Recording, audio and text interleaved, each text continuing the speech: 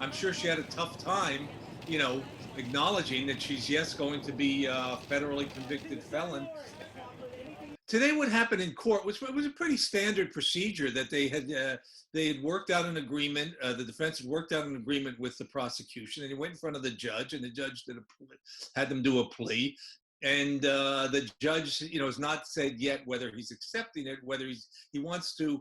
In federal court, they have what's called a pre-sentence investigation, where they really go through the person's life and crime and everything about them, and mitigating or aggravating circumstances that would either help or hurt them, and they evaluate everything. And the judge wanted to see that first. Most of the time, if the prosecution and defense go together with essentially a joint recommendation, what they want to do with the case, the judge usually accepts that.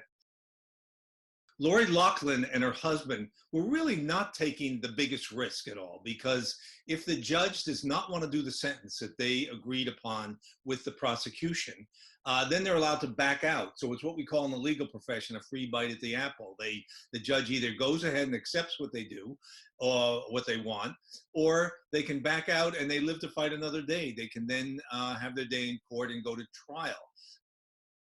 The case itself, a lot of people think this has actually been going on for many, many years, where people have sort of wealthy people have been able to get their children into best schools, and it's often done much more subtly.